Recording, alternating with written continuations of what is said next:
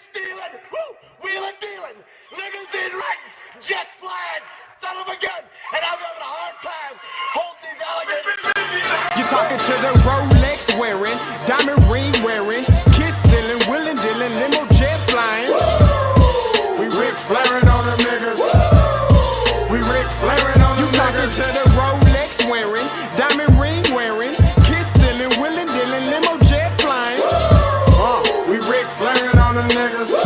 Yeah, we Ric Flairing on them niggas. It's apparent these girls staring. I'm Ric Flairing, gold across my chest. I'm fresh to death. I'm Paul Bearing, not at all scary. When I open like Betty Wops and find to these circles that's going in like a carry shot. Woo! I'm going in like a Mary Pop off that Mary Crop at the top flow at the Marriott. So questioning me is like questioning you. See, we the best dressed, so come and get blessed with the crew. Not one but two, different ways to slaughter your crew. Committed tat across the chest, I guess she blessed with the truth. People want to see them checks, representation of proof. Living through my elders trying to resonate to the youth. But ain't nothing to get my flash on. Longevity is heavily embedded in my melanin. Layman terms, I last long. My grind repetitive, I'm smoother than real silk. Lyrical cash cow who can't cry over spilled milk. We in here. You're talking to the Rolex wearing, diamond ring wearing, kiss stealing, willing dealing, limo jet flying. We Ric Flairing on them niggas. We Ric Flairing on them niggas. You talking to the Rolex wearing, diamond ring wearing, kiss stealing, willing dealing, limo jet flying. We Ric Flairing on them niggas. We Ric Flairing on them niggas. This ain't no normal situation, this preparation with greatness. Industry full of fakeness, it's really up for the taking. See, life is what happened to you, more so how you take it. Don't get stripped of your knowledge and mentally leave you naked. I like to live otherwise. I'm sorry that I'm fresh to death. I put the polo and apologize. See, black son, we ain't nothing like the mother guys. Quit to socialize, we organize, then we mobilize. Off the deep end like a scuba diver. And no confusion, just keep it pushing like Uber drivers. Woo! Business fresh just like a supervisor in a Gucci visor. Can't find a smoother rhymer. You're talking to the Rolex wearing, diamond ring wearing, kiss stealing, willing dealing, limo jet flying. We Ric Flairing on them niggas. We Ric Flairing on them niggas. You talking to the Rolex wearing, diamond ring wearing, kiss stealing, willing dealing, limo jet flying. We Ric Flairing on them niggas. We Ric Flairing on them niggas. Yeah, DQ baby. Shout out that boy Nigga for that fire track. Hey, Black Sun, sun up. What's up, Vinny Vegas? What in Vegas? Yeah. Shout out Pharaoh's Kids, D-Face, yeah, Bubba C, yeah.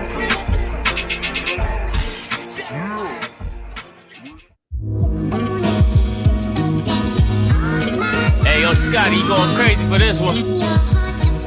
We see what you're doing, we salute you. Hey, let's get it started. It's backpack, Capital One. What's in your wallet? Got a call from my man A. Scott. I said I got it. Love that you highlighting all of these black colleges. Try to pay me for doing this. Look, bruh, if you don't get off my line with that foolishness, voice of the SWAC, pull up where you at. No cap if the Brody is speaking the soft facts. My advice, tune in to every show. Captain Petty, but we know that the sergeants are with the smoke. Speculate, just tell me what is we doing. Get into it, okay, look, I'ma say this and keep it moving. My boy Scotty, man, he offered the least. Black grad, paying college, I'm glad that he called me. Walking cause we all been taught that talk is cheap. Even primetime knows Scott for the HBCU streets.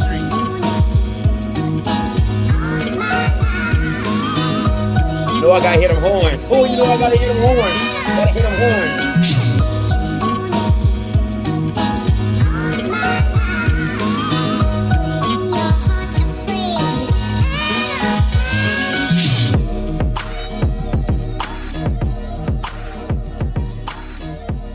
What is going on, everybody? You know what you're watching. You're watching OFFScript, and I'm your boy, Scotty. You know I'm in the building. You know what I'm saying? How we do it. Today is a special day. Listen, man, I go out and get people, okay? Y'all, listen, I'm not trying to knock no other shows, but that's what I do. Yesterday I had Dr. Cavill on. You know, I had the GOAT. You know, I got the GOAT. Then I'm going to get you Sports Illustrated. You know, I go get you Sports Illustrated, Morehouse. I go get all that. All right. So just make sure I do this. Okay. I go get the balls. All right. So listen, today we're going to have a special episode for you today. Like I said, I got Mr. Kyle Mosley in the building. He's backstage waiting to get on. All right. Now listen, I have a section that's going to call Who Am I for him. All right. You can answer in the chat. I want you guys to participate as well. See if you can guess it as well. But let me introduce my special guest today. Mr. Mosley is the managing editor and reporter for the HBCU Legends and Saints News Networks on sports. He is Sports Illustrated FanNation channel since October 2019. He is a Morehouse alum. I don't know if they call him Morehouse men or Morehouse. I don't know. Morehouse alum, drum major of Tenacious Four, with 15 years of covering the New Orleans Saints, creator and executive producer of 5 podcasts and NFL New Orleans. Please give it up for my special guest today, Mr. Kyle Mosley. What's going on with you? What's going on? How you doing, Scott? I'm doing pretty good. I am doing pretty good. How about yourself? I see you repping Morehouse pretty proudly right there. Got the host. And surprisingly, you guys have been winning in football. Surprisingly.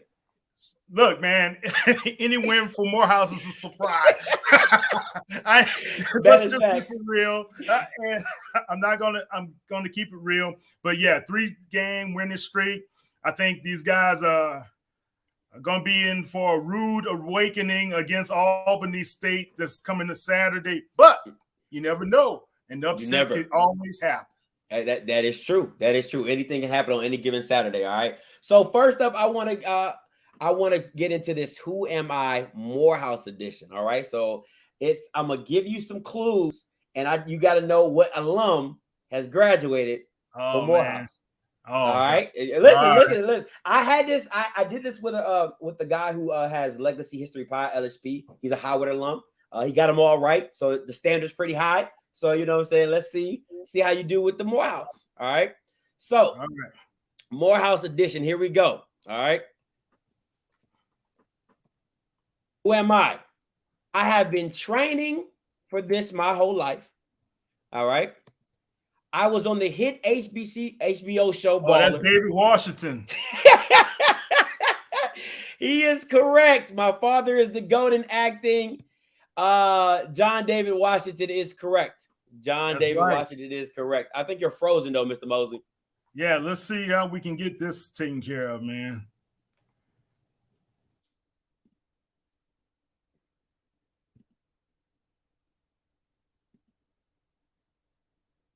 Babe, am I still good? If anybody's in the chat, let me know if I'm frozen. And let me know if I'm still good. Yeah. All right, I'm still good? All right, cool. We'll wait for Mr. Mosley to get back.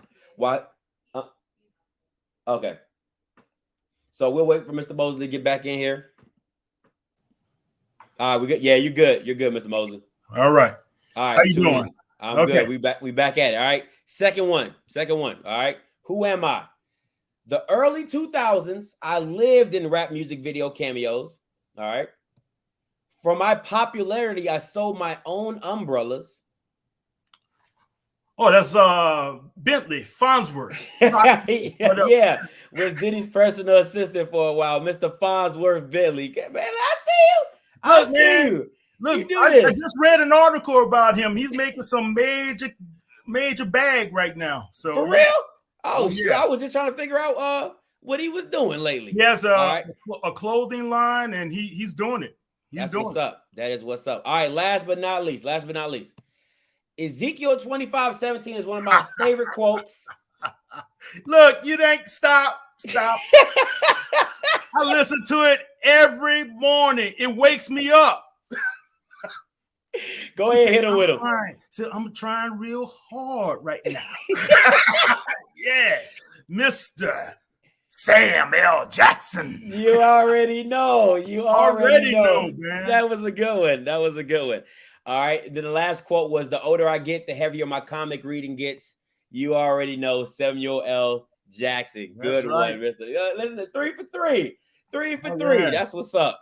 Look, I thought you were about to go all way back. Give me some old quotes from King and Bond and Maynard Jackson. Somebody. Listen, I had to do it. I had to make up the clues, so I couldn't just do. I got to do people I know too. So I was like, I don't know all these guys. Oh man, like Edwin Moses. Come on, we got to give some love to Edwin Moses, the all-time hurdles Olympian, and he had 200 straight wins.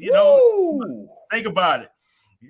Brother was bad. Think about Mr. Ali. He played baseball. He was the only HBCU grad. He graduated from Morehouse to be able to play the World Series. He played for the Mets, right? Yeah, and won the MVP. Right. Yeah, right. Yeah. I saw that one. I did see that one. That's dope. All right, some real rapid questions. All right, what is the last movie or show you've watched? Oh man, that's easy. That was that was last night. So last night, after the World Series, I watched Insecure. Oh, yeah. It came back on the final season. You're absolutely right. All right. Your favorite thing to do when you want to relax? Hang out with my baby. That's what's up. Now, when you touch back down to Atlanta, what's your favorite spot? Oh, man. If I go to ATL, I have to go and hang out with my friends at his house in not Buckhead. He lives in Marietta. Okay. So yeah, all right. That's where I hang out at. That's what's up. Your favorite holiday? That is Christmas, because my birthday is 3 days later. Now, let me ask this question. Now, did your parents package it all up, or did they do two separate? Okay. Yeah, they did. Okay. Look, my dad was like, man, we got to make it all at one time. I said, but my brother got a separate birthday, but, you got to be more understanding. I was like, come on, man. And look, I was the baby of the bunch. Wow. I couldn't do it. What is one thing about you someone would never guess? God, one thing about me someone would never guess. Could be a hobby, could something like, I love photography. Okay. Photography, man. Okay, that's what's up. Matter of fact, that's how I cut my teeth at Morehouse to start off with. After my dad passed my sophomore year, I got this Canon AE1, went on Spelman's campus, taking pictures of girls. They would hire me to take some of their photos that they want to send their boys and everything. Got to see the ladies, had a good time. Boy, can't beat that. And last but not least, if money was not an option, what would you buy? Money was not, I would buy a whole lot of property and homes for the homeless. That's what's up. All right, let's get into this, what we all here for. All right. So quick question, right? So one thing, I read this article. I read your article, overlooking Coach Deion for FBS be justified. Now, you've made a few points in there that one, besides Nick Saban, please give me an FBS coach who can out-recruit Deion. And then the number 2 one I like was retreading coaches and not looking for fresh new coaches. Can you expound on that just a little bit for us? And my next question would be, where would you like to see if he did go to an FBS level, where would you like to see him go? Okay. Well, I know, let me just start with number 2 first, okay. Right? Well, let's start with the retread. So if you look at the landscape of FBS football, you have a lot of guys who have been given a shot 1, 2, 3 times, at head coaching stints through the good old boy network that they have, right? And you see it in the National Football League as well. So I've seen this time and time again.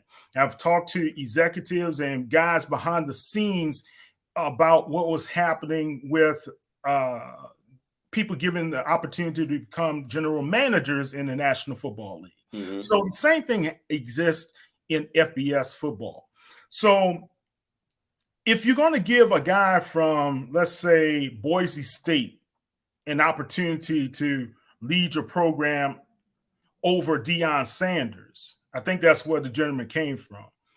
Because Deion initially interviewed for the Florida State University position. They didn't think he was ready. They chose the other gentleman, and now they're not doing as well, right?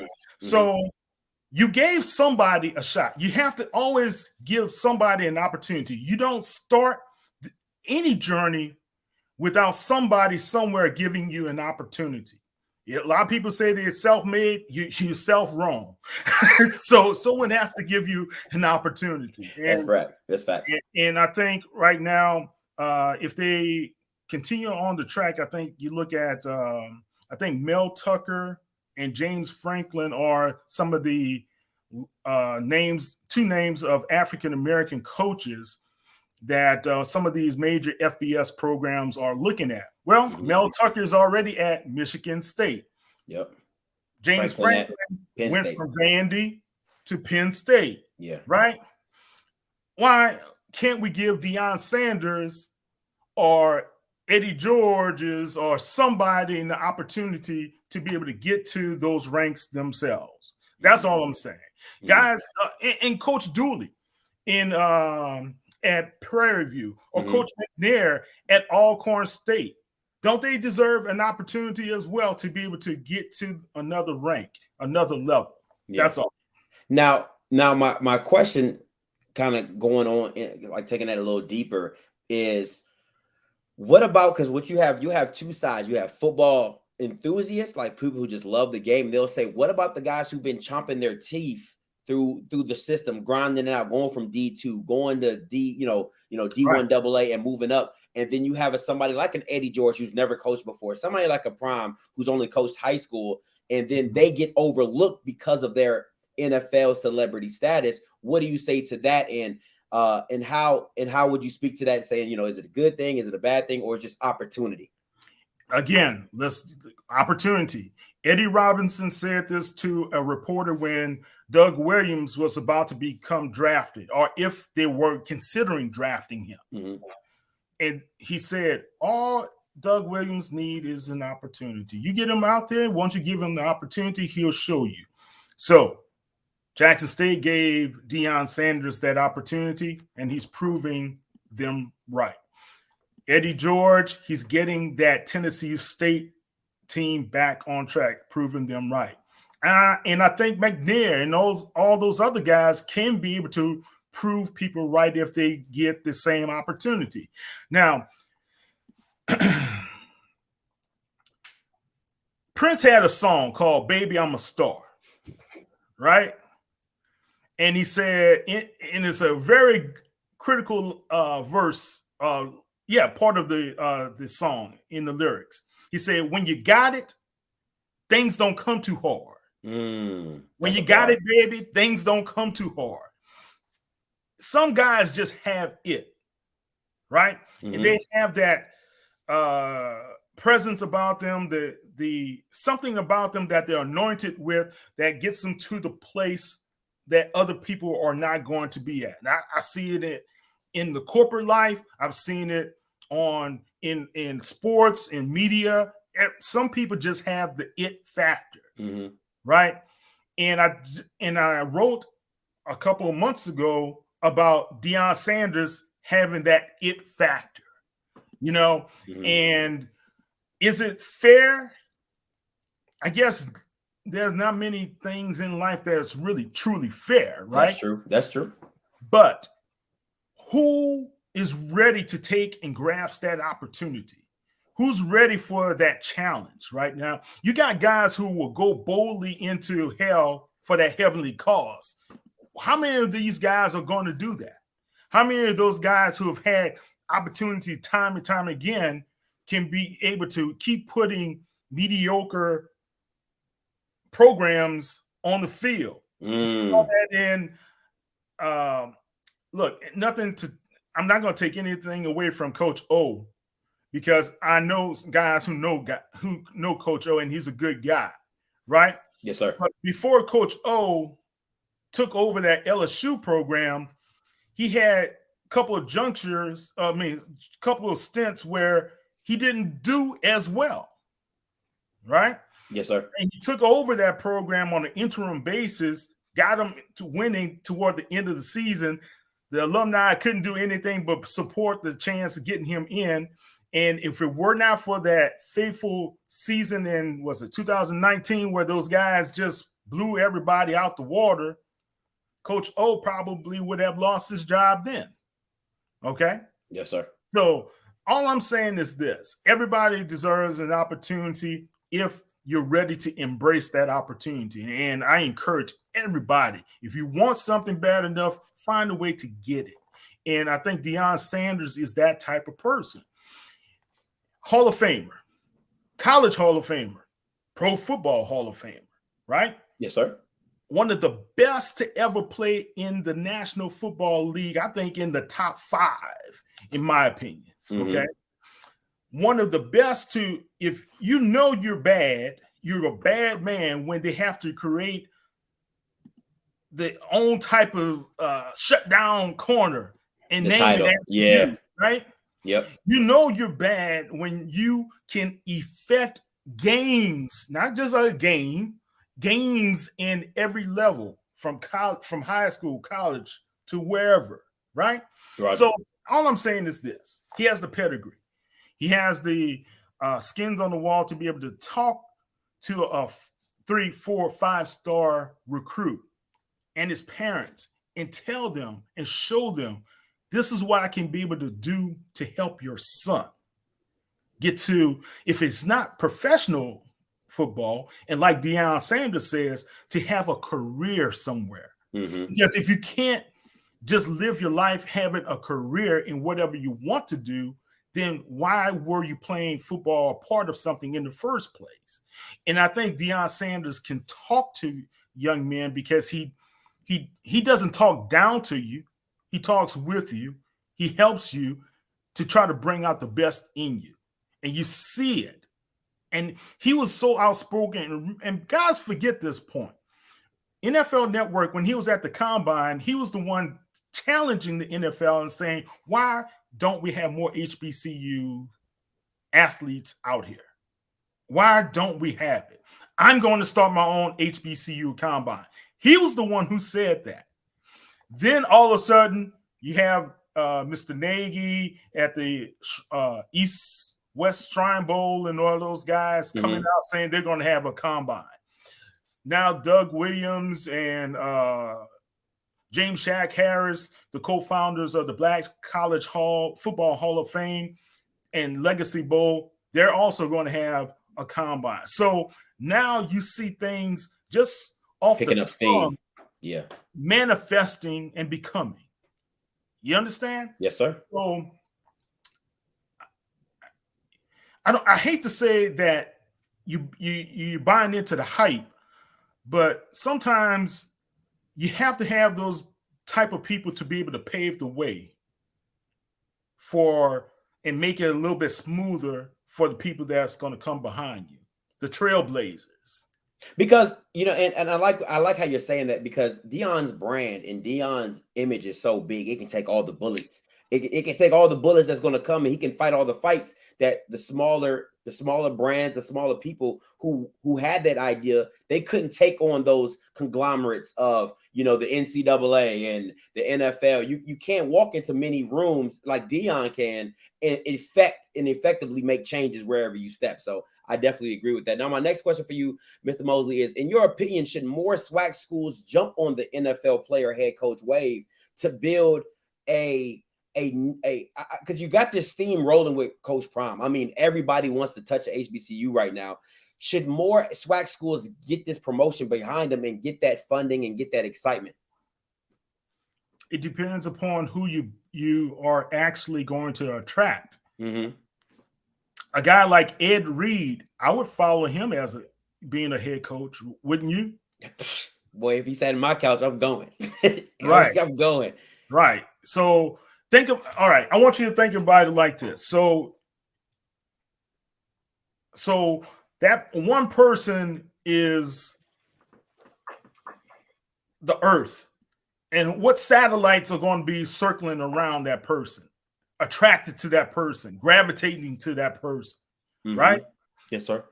Ed Reed can do that. He can have guys like Ray Lewis a part of his squad or whoever to give some counseling, consulting. I don't know if he's going to be a coach or anything, but just be in the vicinity of the program. Right. So those are the guys you need to look at. Everybody who played in the NFL, of course, cannot coach. Everybody who donned a football jersey and can't become a coach. What you have to look for is not only can a person does the person have the leadership ability? Can they be able to put a project management type of scope and team into place to be able to move this program forward and have a vision that this is how we're going to execute it, right? So if you have that type of person who can be able to do it, yeah, I'm all for it. But just don't grab anybody for the sake of grabbing. Makes sense. I would love to see it. I think, for me, from what I've seen and just talk around the SWAC and is buzzing, Ed Reed at a Southern, I think would be outstanding. He's a Louisiana kid, Baton Rouge. He locks that state in. It would be crazy. Even in a Grambling situation, if you want to push it to Grambling, I preferably would like Southern. Just think the brand right now is just a little bit bigger.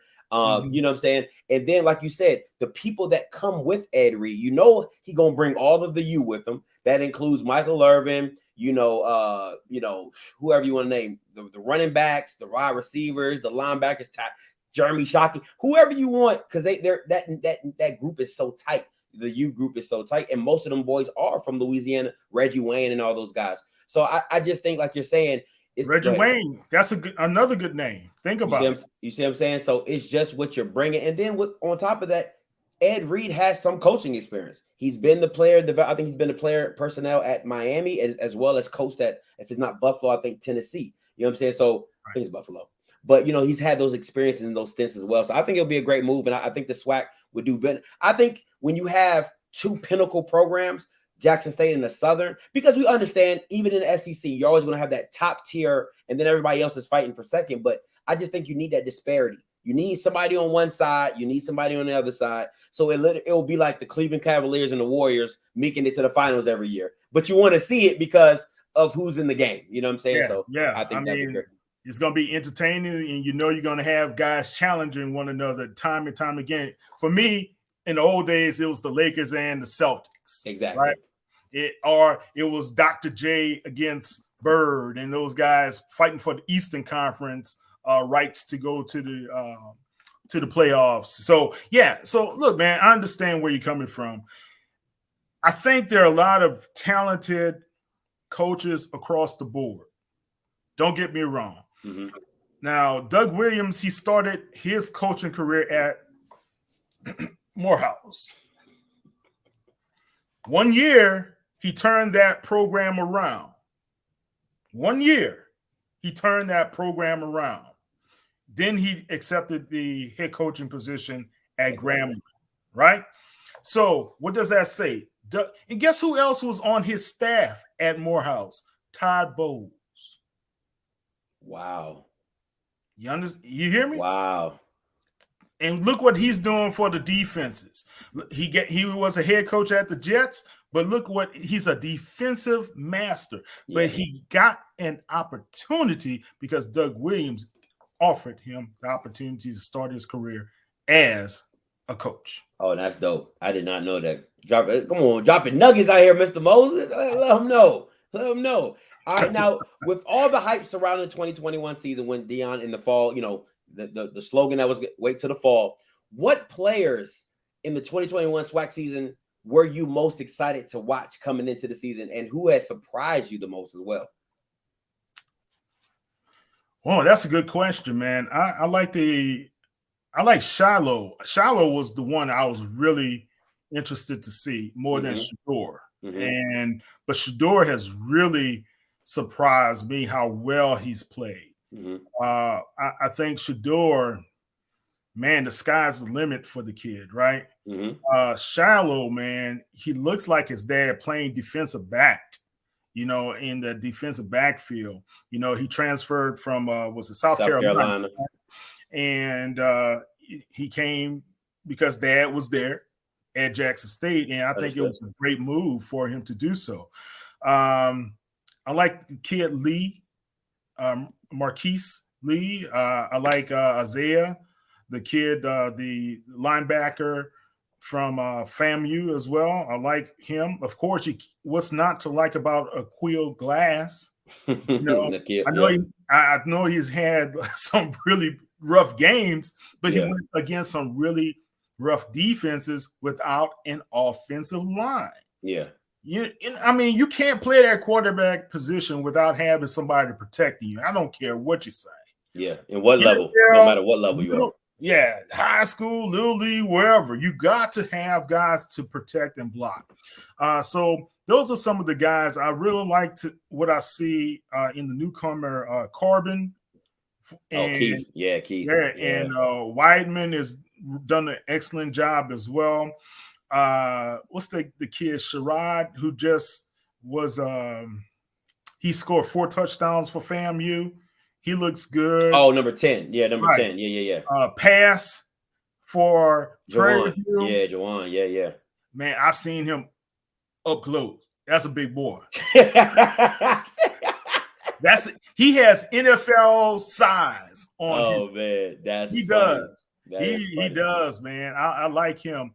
I had a chance to interview the big boy from Pine Bluff, Mark Evans. He's one of the four guys that have the NIL from Denny's. You know, let's see.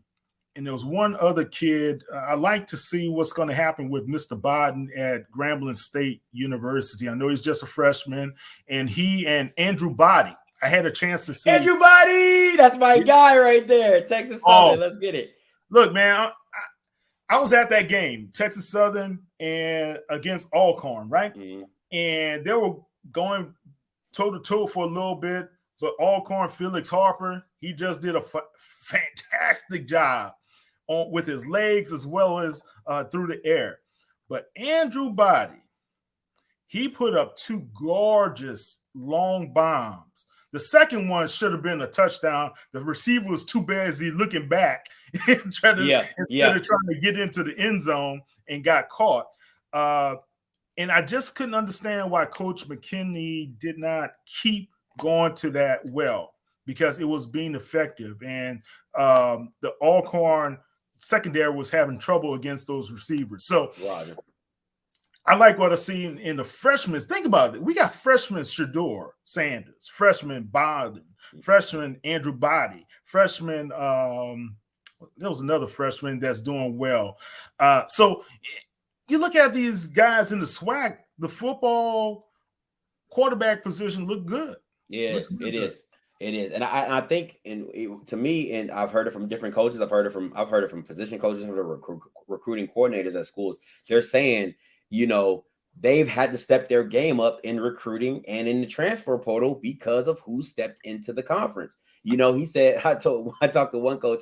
He said, you know, I used to be able to go get that 2-star. He said, but I'm not trying to get my head beat in by Jackson State. So now I can't even take that guy. I got to go get that 3- and 4-star, or I got to go find, you know, somebody that's comparable. So, Scotty, think about this, man. Deion this past season was beating out guys Lane Kiffin couldn't get. Mike Leach couldn't get. The biggest schools in Mississippi. Yeah. They couldn't get him. He was getting them. This is what I said early on my channel when I first started it. I said, what you don't want. Okay, Deion was going to out-recruit you because he was Deion, first of all. It just wasn't, he didn't have to have a resume. It's Deion Sanders. I mean, like, my mama is a Cowboys fan, so I can only imagine if he sat in my living room, my mom would be like, "You're going to Jackson State." Yeah, that's where you're going. You're going. What are we talking about? You're going to Jackson State. You know what I'm saying? Right. So, but then on the flip side of that, if you allow Deion to dominate it, win the SWAC championship, win the Celebration Bowl, what are you talking? Like, now he got now he can. People can say he can really coach. He can really do this. He can really groom talent. You fighting an uphill battle. That's all I'm saying. You're fighting an uphill battle. All right, here's the hypothetical, and I love you set this up. He's going to miss 2 games because of the foot surgery, right? He did too much. He overextended himself, had to rest it, right? Yep. Now, if they continue on, run the table, climb up the polls in the FCS, because right now they're ranked 16th in the FCS coaches polls, right? Roger. What if they get into the top 10? How can Dr. McClendon not say, let's try to work these guys in to the playoff system in NCAA? You was going right to my next. Yep, go ahead, talk about it. How can you not do that? And I know that the AD from FAMU, Gaucher, he was talking about how he wanted FAMU to have the opportunity, and really FAMU can just sit back after, if they win this game coming up, they just can sit back and watch everybody else, because they really don't have much of a troubled schedule down the line, right? True. But before we go there, let's say if Deion and those guys continue to win, climb the polls, get into the playoffs, and actually start beating some teams in the playoffs before seeing like a Sam Houston or someone to James that Madison, something like right. that. Yeah. You know, who have very, very, very, very good teams. Don't give me. I've seen that boy Eric Barrier. What is his name? Eric Barrier, something like that. The boy from Eastern Washington. Yeah, crazy. Yeah. So I mean, but think about this: Jackson State still has they have the number 2 defense in all of FCS. Jackson State. All right. And you guys got we got other representatives in the top 50 or for FAMU and a couple other of the SWAC guys, but you've got to think a defense, or a really, really good defense, can stand toe-to-toe against some of these other offenses out there in the FCS right now. See, and the thing that kind of backfires on the playoffs is the contract that the SWAC has just signed recently with ESPN, renewing their contract and then having a 6-year deal with the Celebration Bowl. For me, let me toss this out at you, because what I've heard from different SWAC fans is they don't want the FCS playoffs. They don't care about the FCS playoffs. There's no money in the FCS playoffs. They've said, I mean, I've heard it from so many sides. Now, football fanatics, like, hey, go win a national championship. Like, go be that team. My thing is this: if you want to keep it insulated, which a lot of SWAC fans want to do, keep their football, why not make the Celebration Bowl a 4-team playoff? Why not make it a 2-team from the MEAC, a 2-team from the SWAC, and make it your own college black national championship type of feel and things like that? What do you say to that, Mr. Mosley? Good point, but you're still conflicting with the playoffs, with the FCS playoffs, right? Unless they modify their schedule to not accommodate as many games. Are they going to start earlier in August than anybody else? That's going to be a problem, So, okay, here's my school of thought. And one young man from Facebook argued with me about this, if you don't have an opportunity, when you have an opportunity to get toe-to-toe, fight and square off against FCS opponents, and have those FCS opponents know that you mean business, that's only going to help your conference. Yep. It elevates your conference, not just the one program.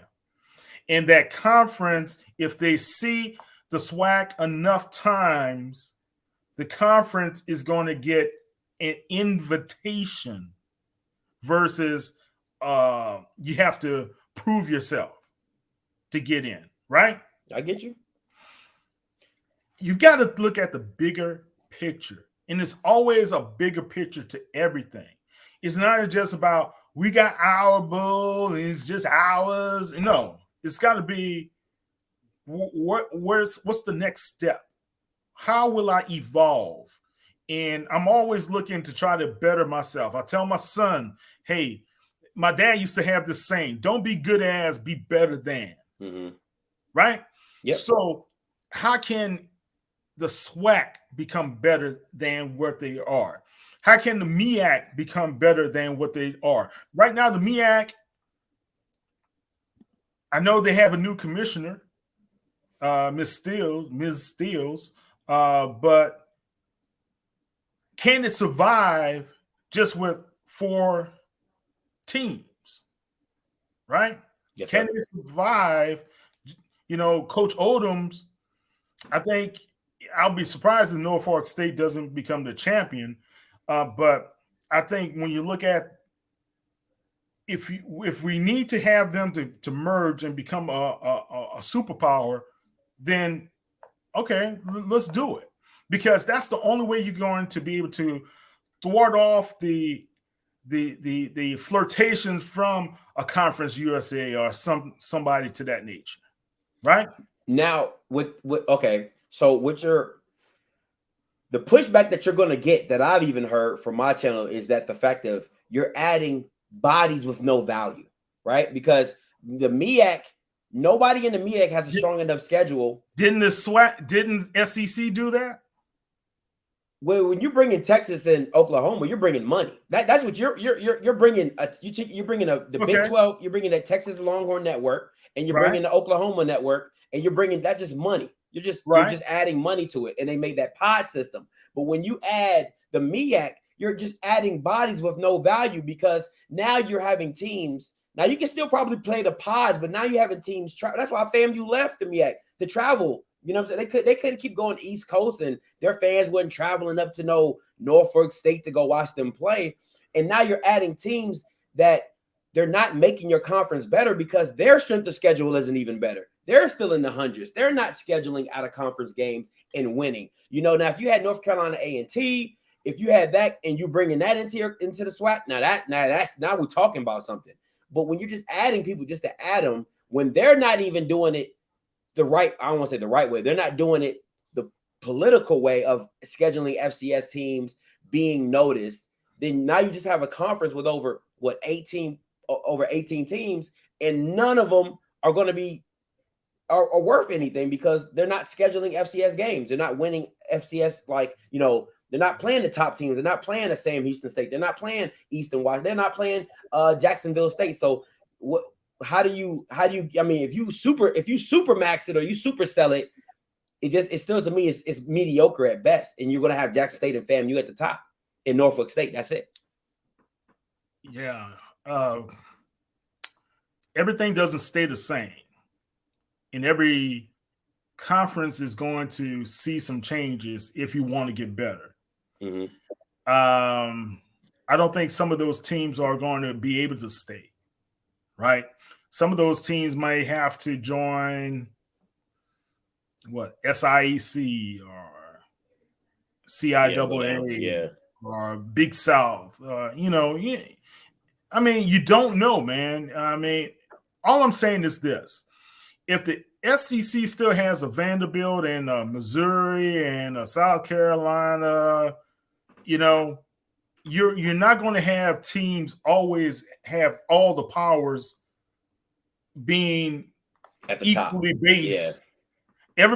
You're not going to have just Alabama and everybody else all the time. There's going to be a time where Nick Saban is not going to be able to field the best team in the SEC.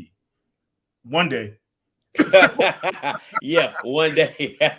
Oh, so, that's all. Right. That's funny. That's funny. All right. Who is your biggest surprise team in player in the SWAC? You kind of answered the player part, but the team aspect, I definitely would like to hear your biggest surprise team. Yeah. At this point in the season, mm-hmm. Prairie View. Okay.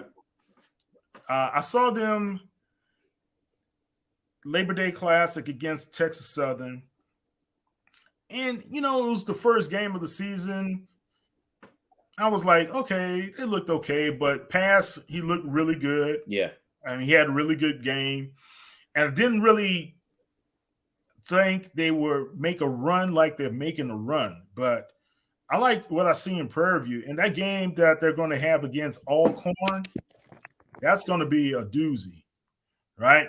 Because that game can be able to determine who's going to come out of the SWAC West. Right there. Yeah, that's going to be a great game. Yeah, that's going to be a great game, man. But I like what Dooley is doing, he's doing a very, very good job with that team. That's good. All right, let's change it over. Let's get out the SWAC a little. Go ahead.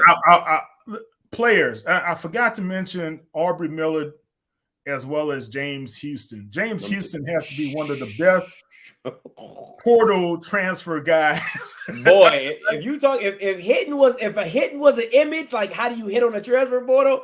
That it would be James. He's the poster child. That's hitting in the transfer portal for real. You're absolutely. Yeah. And the funny thing about him, he went there to play linebacker. I heard he was arguing that he did because they were set at linebacker. So, but they wanted to keep him on the field. So Deion was like, "Yo, let's move you to DN." He kind of fought it, and now I mean, he is just his draft stock is through the roof. I would be surprised if he goes anything later than 4. Like for real. Like if he doesn't go like 3rd, 4th round, like I'll be surprised. And that's only because of the competition that he's playing. They're like, let's kind of sit back.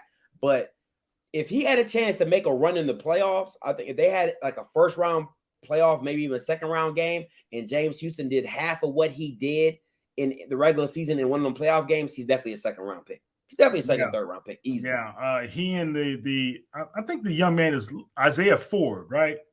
FAMU. Isaiah Land. Land.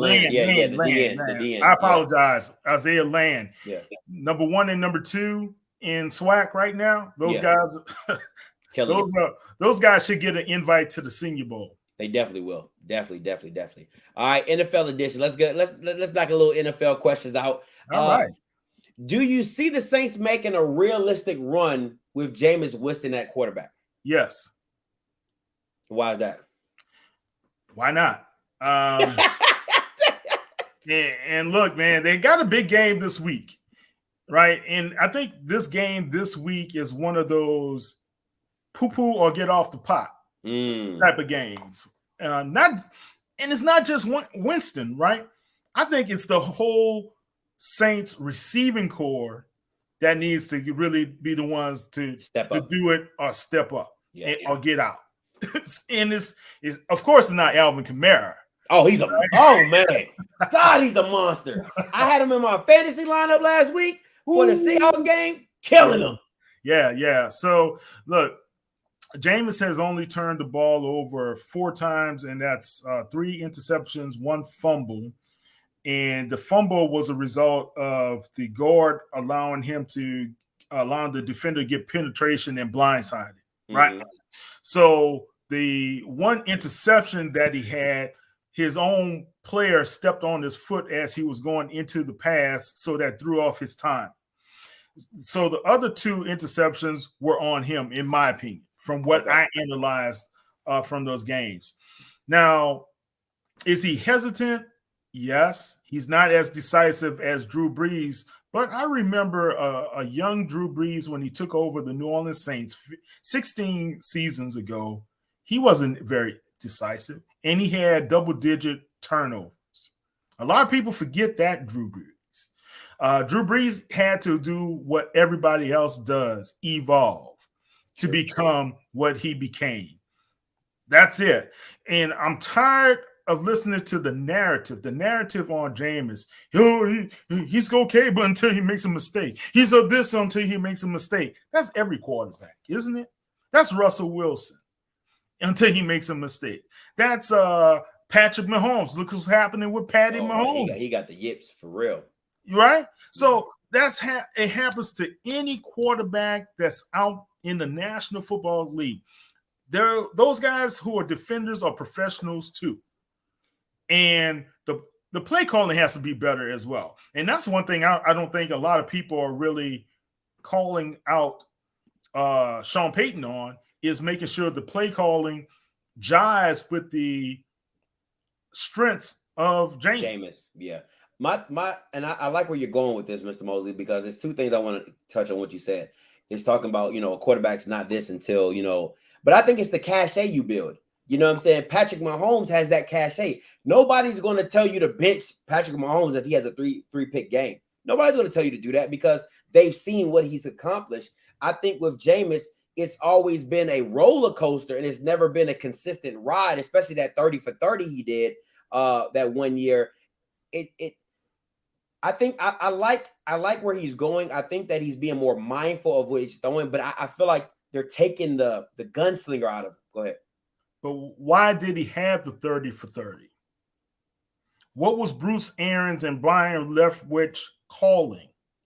Oh, no, it wasn't no risk it, no biscuit. No risk it, no biscuit. That's their motto. Right. What type of offensive line did he have? He didn't have that same offensive line that Brady had in the Super Bowl.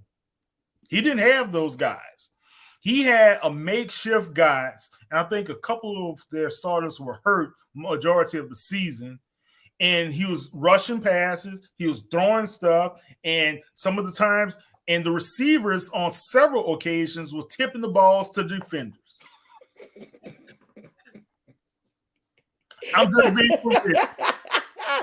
Oh, man. But I'll say this before I go to the next question. I do like the new aspect of your offense with the deep ball ability from Jameis Winston that you haven't seen in previous years with Drew Brees. I really can't wait to see Michael Thomas get back. And I think what is his name? Marquez Callaway. Number one. I like him. I like him a lot, but I really feel like I need a burner. Like I just need somebody who can just take the top off and just, you know what I'm saying? That's Deontay Harris, right? Okay. Deontay has been I think this is the third game that he may be out because of a hamstring injury. You know, when he caught that long pass against Washington, I believe. After that, he suffered the hamstring injury, and he hasn't been back in the lineup since. Got you. All right, next question. How important was to bring back Mark Ingram to this offense? Great question. Mark Ingram. All right, I'm going to take it like I'm talking to you, my boy, right now. Let's get it. Let's get it. Right.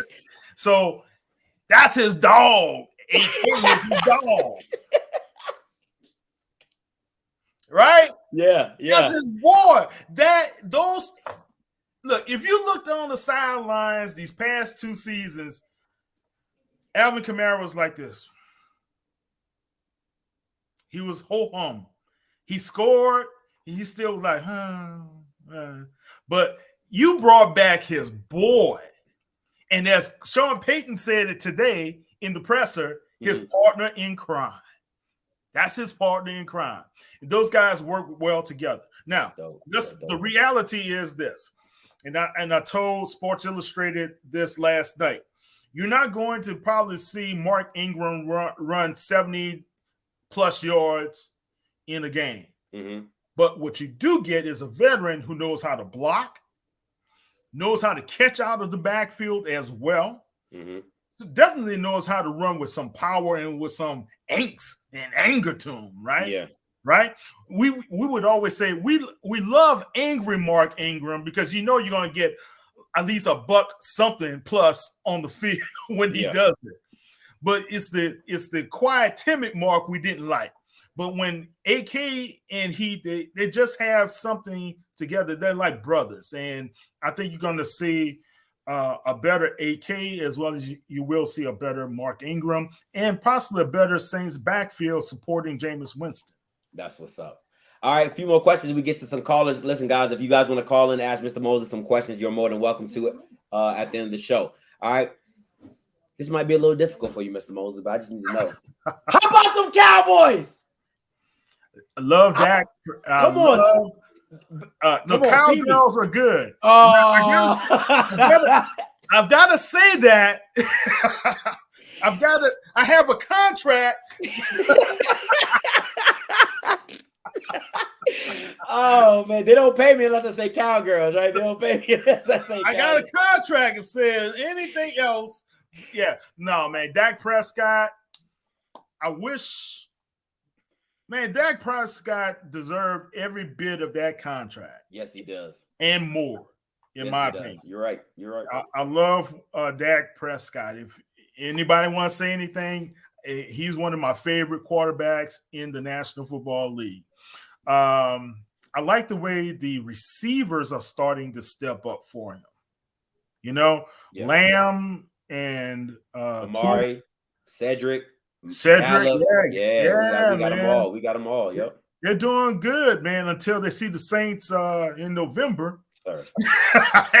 Oh, is it December? No, December. It's going to be week 13. Listen, now your run defense is legit. Your run defense is legit, so I don't expect to get 100 yards. Oh, but we going to throw on y'all. Oh, we going to throw that thing around on y'all. Easy. And matter of fact, I might bring you back just for the game. I might bring you back just for that game. Please, Win please. or lose. Win or lose, I'm for the smoke. Win or lose, I'm for the smoke. All right, your top 5 teams in the NFL at this point right now. Oh, man, that's top 5. I can tell you my top 2 right off bat. That's going to be the Cardinals and the Rams. Okay. Then, of course, Tampa Bay. And then I would have to look at the Bills. I know they kind of stumbled lately, but still, they're the Bills. And I don't care what you say. Chiefs still up in top 5. Oh, the disrespect. How the Cowboys are not in the top 5. I apologize. Yeah. Digress. yeah. Come. I apologize. That's on me. Yes, Dallas Cowboys top 5. Thank you. They're in top 5. Thank you. That's all I needed to hear. I really would say if I had to rank them, it'll be the Cardinals, then the Rams, then Dallas, then the Buccaneers to be the top 4 at least. Got you. And last question on the NFL, who do you have tonight? Arizona versus Green Bay. I really want to see Arizona win. I don't know. That's all. I think this is a push, man. I think Arizona, without J.J. Watt, he's gone for the season with the shoulder injury. But Devontae is not going to be there for. That's huge for Aaron. That's huge. Yeah. Aaron is not going to have Devontae. So I like what I see. I think let's go with the Cardinals. I'll go out on the limb and say the Cardinals. You know what? And I will agree with you on that. I'll go Cardinals. If they had Devontae, if Aaron had Devontae, to me, I'm gonna give him a puncher's chance because that matchup is becoming crazy. It's like a Peyton Manning and Marvin Harrison type of feel to it. Go ahead. Until they saw the Saints. Remember that. Fair enough. Remember that. Fair enough. I was there. I was in the press box in Jacksonville. I saw it. I seen it. With my own too. It was bad. It was real bad. Oh man. Marshawn Lattimore is the real deal, guys. That's all I'm gonna say. Yes, he is. Oh, okay. Yes, he is. Yeah. Watch what he does to Evans. That's all. DK Metcalf gave him the business on that one play, though, but he did kind of give him the business. Yeah, but then he only caught one pass the rest of the game. Yeah, it was like 1 for 84 and a touchdown. Yeah, and they lost. Yeah, they did. Fair. All right. Last question for you, and this is just for career advice for a young man listening to the channel. What advice would you give to a young writer looking to get where you are? Oh, wow, man. Grind. Talk to many people who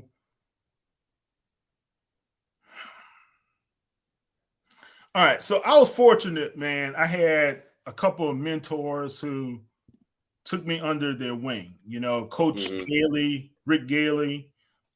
He died a couple of years ago. Mike Detillier, who is a broadcaster for WWL now, but he was with my crew. He wrote for me for partially a season. Then I had some guys off to the side that would talk to me, like Jim Trotter, Steve White, those guys. Oh, wow, from NFL Network, yeah, Steve White. Those guys are approachable. A lot of people don't realize those guys are approachable. There are a lot of people who want to see young, talented minorities succeed in this business, in media, right? Yes, sir. So the worst thing you can do is be timid. You see, tenacity. Oh, that's dope. All right. So that's my favorite word, tenacity. You've got to be stubborn enough to fight through to get what you want and you're going to persevere.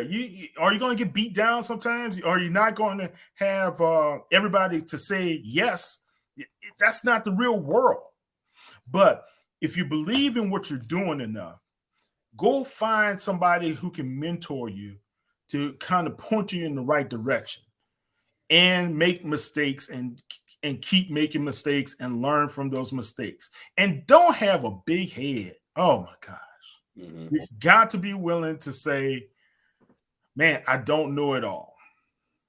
And I never did think I know it all, and I still don't know it all, but I do want to keep on learning. You've got to have that that mentality to want to learn and keep learning and learn again and again. Hey, that's nice. You need to put that in a book or something. Just put that on the front page, and you open you in the library. Be like, yeah, that's nice. You right? Yeah, right. Hey, take some. That's good. That's good. I ain't gonna lie to you. That's good. Hey, appreciate you, Mr. Mosley. I'm gonna take. The call lines are open. I'm gonna take a couple callers, see if they're gonna call in, and if not, I'm gonna let you go. And listen, I appreciate you for making time for me. You know what I'm saying? Oh, yeah. Like I said, hey, when them Cowboys and Saints play, I need you to make your calendar available because I'm telling you we're coming with the win. I'm just telling you we're coming with the dub. Yeah, we are coming with the win. No, you're right. No. Thank you so much, Scotty. And I'm glad that you've finally seen the light. Come with me to the dark side. First of all, nobody is scared of Jameis. That's one. Nobody's scared of your receiving core. That's two. And all we know I ain't gonna lie. Mark Ingram coming back is a vital piece. But you stop Alvin Kamara. If you can stop, that's a big if you can stop Alvin Kamara, you got a chance. You got a chance. By that time, Michael Thomas will be back, and I think the Saints, before the November 2nd deadline, they may make another transaction for a receiver. Mm-hmm. So just be on the lookout for that. I don't know if it's going to be a big splash guy, but they need to have somebody to be able to create more separation. And I think as a whole right now, man, I like what the Cowboys are bringing to the table, but you still have Mike McCarthy as the coach. Oh God, he can't game manage to save his life. Oh my, it be making my head hurt. This is the best team I didn't see since I've been born. Well, he's good. No, look, McCarthy's good. He used to be the Saints offensive coordinator with Aaron Brooks. He took those guys to playoffs. Mike McCarthy is a good coach, but I just think he was rusty last year for you guys. He made some mistakes. And I had a caller right now, Mr. Ball. Let me take him real quick. Hey, what's up, Mr. Campbell? You live? Let me see. Mr. Campbell, you live?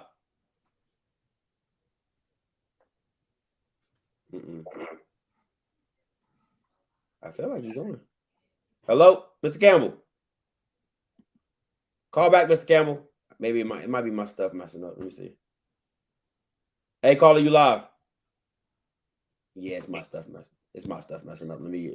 Hey guys, I'm gonna close it out. I'm gonna open it back up. Apologies. So make sure y'all call back in. He said a butt down. Somebody said a butt down. Well, Scotty, how long have you been doing this? Since my 1 year was August. So I started my 1 year was August. I started. It's funny that you asked me that. I started off as a pro channel. Me and a friend of mine, we started it together, and we weren't getting any traction or anything like that. So he went and did a car channel, and I stayed with it. And a friend of mine on YouTube reached out to me, Cut Day Sports, and he was like, "Man, I think you'll be better in the HBCU lane." And I was like, "Man, I don't know about no HBCU sports. Like, I'm pro. I mean, like, you asked me a pro question, like, that's my stuff." But I was like, "College? I don't even got a college team." Like, I was like, "What I know about college?" He's like, "Nah, man, I'm telling you, I think you'll do really well." And I went with it when Deion made the transition. My first video, I'll never forget it, Mr. Mosley. I did my first video in like December in my cousin's second bedroom, you know what I'm saying? Like just in the corner, talking about Deion going to, and just my opinion about it. 15,000 views. I ain't never looked back. I ain't never looked back since. I was like, I'm running with this thing. So it was dope. Let me get this caller though. Hey, Mr. Campbell, you live? Yeah, that was on me. Go ahead, you're good.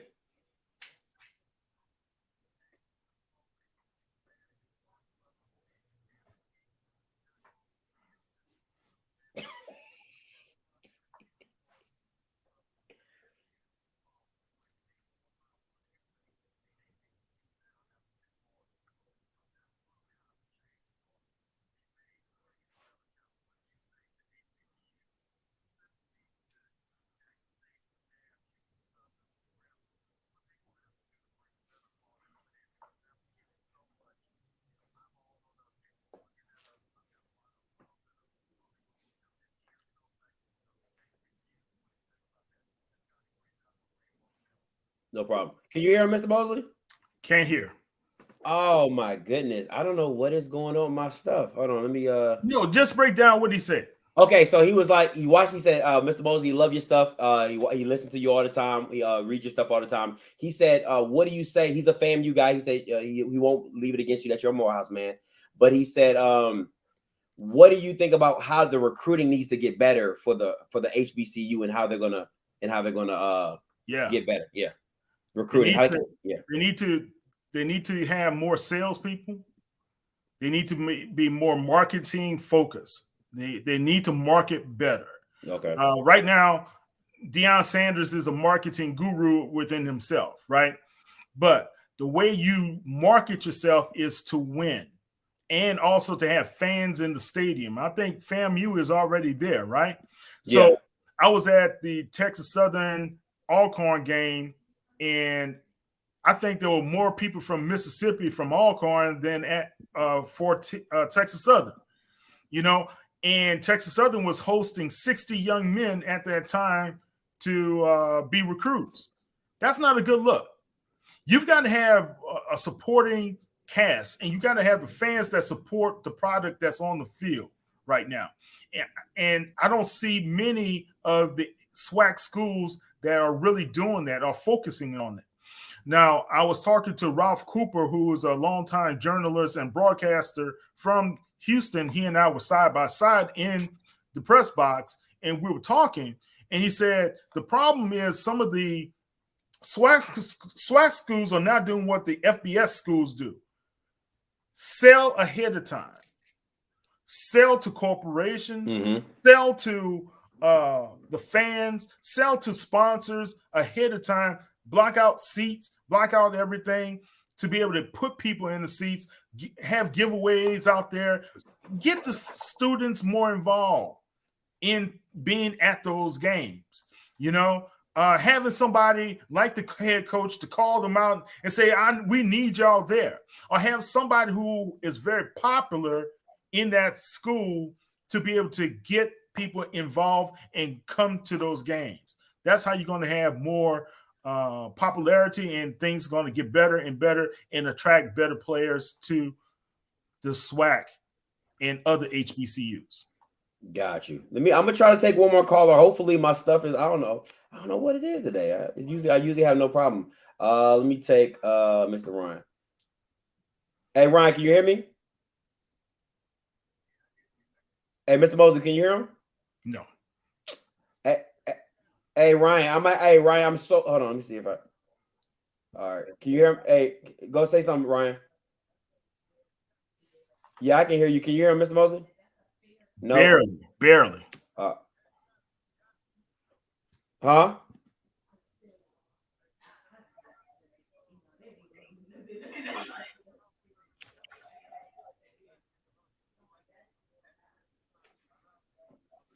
All right, I'm gonna hit you up on just hit me up in my Instagram, and I got you.